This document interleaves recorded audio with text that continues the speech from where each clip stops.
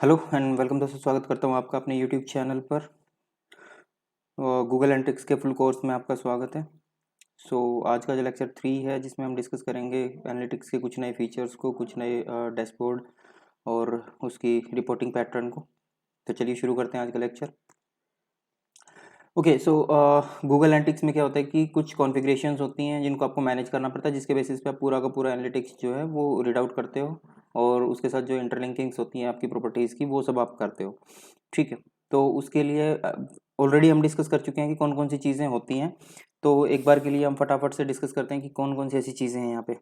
देखिए, सबसे पहले यहाँ पे क्या आ रहा है? अकाउंट। एडमिन सेक्शन के अंदर सबसे पहले अकाउंट है, अकाउंट के अंदर आपकी प्रॉपर्टी है, प्रॉपर्टी के अंदर आपका व्यू है। तो ये तीन चीज़ें हमने डिस्कस करी थी कि एक जो है आपका अकाउंट होगा, अकाउंट के अंदर आपकी प्रॉपर्टी होगी, प्रॉपर्टी के अंदर आपके मल्टीपल व्यूज़ होंगे। ठीक है। अब जब आप इस चीज़ को कैसे ऑर्गेनाइज करते हो कि सबसे जो अगर आप इस हायरार्की को समझने की कोशिश करोगे तो जो फर्स्ट नंबर पे आएगा वो क्या आएगा? आपका अकाउंट। सेकंड नंबर पे आएगा वो क्या आएगा? आपका प्रॉपर्टी। और थर्ड नंबर पे आएगा वो क्या आएगा? आपका व्यू।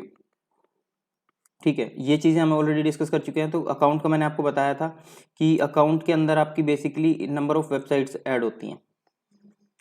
ठीक है, अब आप बात करोगे कि प्रॉपर्टी क्या है। प्रॉपर्टी वेबसाइट का जो आप डेटा इकट्ठा करने के लिए यूआरएल डालते हो या एक प्रॉपर्टी डालते हो, ये वो है। अकाउंट क्या है? अकाउंट के अंदर आप मल्टीपल चीज़ें डालते हो। प्रॉपर्टी के अंदर क्या होता है कि मल्टीपल वेबसाइट्स डलती हैं। व्यूज़ के अंदर क्या होता है कि उन वेबसाइट्स की मल्टीपल व्यूज़ क्रिएट करे जाते हैं, जिसमें आप डिफरेंट डिफरेंट डेटा जो है वो निकाल के लेके आते हो। ठीक है, बाकी जो उसका थ्योरेटिकल पोर्शन है वो सारा का सारा हमने यहाँ पे मेंशन कर दिया, आप आराम से रीड आउट कर सकते हो। चलिए, तो नेक्स्ट मूव करते हैं। अब उसकी हायरार्की क्या होती है? ठीक है, अब हायरार्की ये है कि सबसे पहले एक ऑर्गेनाइजेशन होगी, यानी कि ये क्या है? आपकी कंपनी। अगर एक इन टर्म ऑफ प्राइवेटाइजेशन पढ़ें तो ये आपकी क्या है? कंपनी। अब कंपनी के अंदर क्या है? मल्टीपल एम्प्लॉयज़ होते हैं। तो इसके अंदर आपके अकाउंट है, अकाउंट के अंदर आपके क्या हो सकते हैं? Multiple users. मल्टीपल यूजर जो होते हैं वो क्या एक्सेस करेंगे? मल्टीपल प्रॉपर्टीज़ को, कि ये यूज़र जो है मल्टीपल प्रॉपर्टीज़ को एक्सेस करेगा। अब उसके बाद मल्टीपल प्रॉपर्टीज़ के बाद में क्या आती हैं? व्यूज़। कि उस प्रॉपर्टी के अंदर आप मल्टीपल व्यूज़ बना लोगे कि यहाँ पे मुझे ऑर्गेनिक का डेटा देखना है, यहाँ पे मुझे पेड का डेटा देखना है। ठीक है, तो इट मीन्स कि आप यहाँ पे फिल्टर लगा के डेटा सेग्रीगेट कर सकते हो। आपको ऑल व्यू का चाहिए, आपको पर्टिकुलर किसी सोर्स का चाहिए, पर्टिकुलर किसी चैनल का चाहिए, तो इस तरीके से ये सारी चीज़ें आपकी एक हायरार्की के अंदर सेट करी जाती हैं। आपको समझ आ गया होगा कि हायरार्की क्या होती है। तो जो स्मॉलेस्ट यूनिट है वो व्यू है, सेकंड लार्जेस्ट यूनिट जो है वो प्रॉपर्टी, फिर अकाउंट, फिर आपकी ऑर्गेनाइजेशन। ठीक है, तो मूव करते हैं नेक्स्ट पे। अब ऑर्गेनाइजेशन क्या होता है? ऑर्गेनाइजेशन का बेसिक मतलब क्या है कि आपका गूगल है। ठीक है, और गूगल के मल्टीपल टूल्स हम यूज़ करते हैं, like analytics, like tag manager, like आपका आप कह सकते हो web masters and all. Okay, तो अब आपने क्या करना है कि आप यहाँ पे एक ऑर्गेनाइजेशन क्रिएट करते हो और जिसके अंदर मल्टीपल आप अपने अकाउंट्स ऐड कर देते हो। ठीक है, अब मल्टीपल अकाउंट्स कैसे ऐड होंगे? अब यहाँ पे आपने एक बंदा ऐड करा, ठीक है, और इस बंदे को ऐड करने के बाद में आपने उसको एक्सेस दे दिया मल्टीपल प्रोडक्ट्स का। तो ये जो मल्टीपल प्रोडक्ट्स का एक्सेस है ये आप एनालिटिक्स के अंदर नहीं दे सकते, ये आपको ऑर्गेनाइजेशन के अंदर ही देना पड़ेगा। यानी कि एक बंदा जो किसी कंपनी का एनालिटिक्स यानी कि गूगल का एनालिटिक्स टूल भी यूज़ कर रहा है और टैग मैनेजर भी यूज़ कर रहा है, अगर उसको एनालिटिक्स की सेटिंग्स में से आप कोई भी परमिशन दोगे तो उसको आपको यहाँ पे परमिशन अलग देनी पड़ेगी और यहाँ पे अलग परमिशन देनी पड़ेगी। बट अगर आप एक जो आपका ऑर्गेनाइजेशन है गूगल का, यानी कि जो गूगल मार्केटिंग प्लेटफॉर्म है, वहाँ से अगर आप एक्सेस दोगे तो आप मल्टीपल लोगों को मीन्स एक पर्सन को मल्टीपल एक्सेस या मल्टीपल प्रोडक्ट्स की एक्सेस दे सकते हो। ठीक है, उसके लिए आपका जो यूआरएल फॉलो आपको करना पड़ता है जहाँ से आप वो एक्सेस दे सकते हो वो ये है। इस यूआरएल को जब आप अपने सिस्टम में ओपन करोगे तो आप एक्सेस दे पाओगे। ठीक है, तो यहाँ पे काफ़ी सारी चीज़ें होती हैं, वो आप आराम से एक बार देख सकते हैं। उसके बाद है अकाउंट। सो बेसिकली एनालिटिक्स के अकाउंट के अंदर हमने बताया था आपको कि आप क्या कर सकते हो, कुछ एक सेटिंग्स हैं जो आप अकाउंट के अंदर चेंज कर सकते हो। ठीक है, अब ये आप ये छोड़ दो, क्योंकि ये क्या है, ये सिर्फ मॉनिटरिंग की हैं। तो मॉनिटरिंग के लिए ये आपको हिस्ट्री और उसको डिलीट करने का ऑप्शन दे रहा है। यहाँ पे आप अकाउंट के जो यूज़र्स हैं उनको मैनेज करते हो, यानी कि यहाँ पे आप क्या कर सकते हो, मल्टीपल यूज़र्स को ऐड कर सकते हो। ठीक है, अब उसके बाद में है अकाउंट सेटिंग। अकाउंट सेटिंग के अंदर जो आपने अकाउंट क्रिएट करा है उसकी जो माइनर सेटिंग्स होती हैं वो आप चेंज कर सकते हो। तो ये दो चीज़ें यहाँ पे होती हैं। ठीक है, उसके अलावा अगर आपने कोई फ़िल्टर लगाया हुआ है तो वो फ़िल्टर यहाँ से आप मॉनिटर कर सकते हो। ठीक है, और यहीं से वो फ़िल्टर जो है वो आप एडिट भी करोगे। उसके बाद है प्रॉपर्टीज़। प्रॉपर्टीज़ के अंदर क्या होता है कि आपने यूज़र तो क्रिएट कर दिया, यानी कि आपने क्या करा, अब इसको थोड़ा सा ना वर्स्ट वे में समझते हैं कि आपके पास एक कंपनी थी, यानी कि आपके पास इसको इस तरीके से समझिए कि ये पेप्सिको कंपनी है, ठीक है, और ये यहाँ पे कोक है। ठीक है, अब इसके मल्टीपल प्रोडक्ट्स हैं आपके पास, और फिर इसके मल्टीपल प्रोडक्ट्स हैं। मल्टीपल प्रोडक्ट का मतलब वेबसाइट A, B, C और D, 4, 3, 2 और 1। ठीक है, अब आपने क्या करना है कि जब आप पेप्सी को ऐड करोगे तो वो तो क्या होगी आपकी प्रॉपर्टी, सॉरी अकाउंट, और जब ये इनकी अलग अलग वेबसाइट्स को आप ऐड करोगे तो वो क्या होगी इनकी यहाँ पे प्रॉपर्टीज। ठीक है, तो एक अकाउंट के अंदर कितनी प्रॉपर्टीज होगी आपकी 4। वहां पे आपने सेकंड अकाउंट ऐड करा, उसके अंदर कितनी प्रॉपर्टीज होगी 4।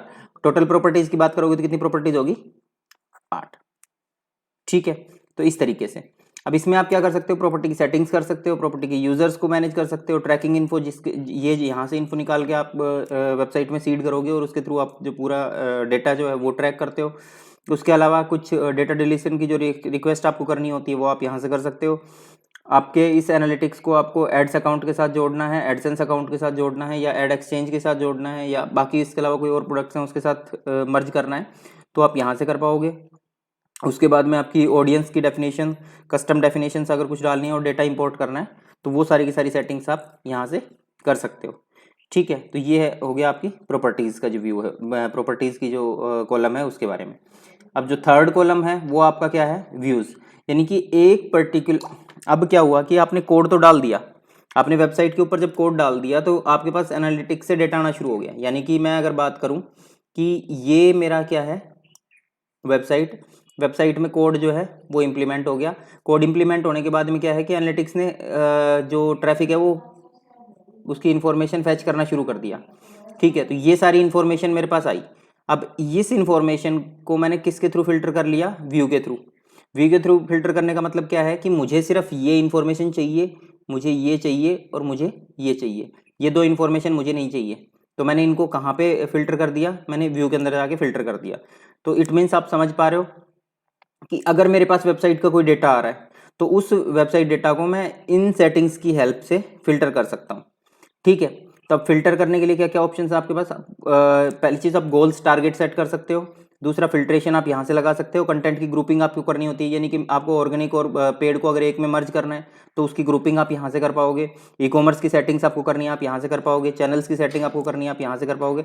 तो इस तरीके से जितनी भी सेटिंग्स होती हैं वो सारी की सारी आप यहाँ से इजीली कर पाओगे। तो ये आपका होता है व्यू के अंदर। अब उसके बाद है user and permission. User and permission आपका क्या होता है, यूजर एंड परमिशन आपको मिलता है तो उसमें आप क्या कर सकते हो, मल्टीपल जो परमिशन हैं वो आप ऐड करते हो। कैसे, अब एक चीज ये समझ के चलिए कि आपकी जो प्रॉपर्टी थी उसका एक्सेस आपको 5 लोगों को और देना है। ठीक है, और उन परमिशंस में क्या है कि आप अलग अलग एक्सेस देना चाहते हो, कि किसी को रीड ओनली का एक्सेस देना चाहते हो, किसी को आपको कोलैबोरेट का, किसी को एडिट का।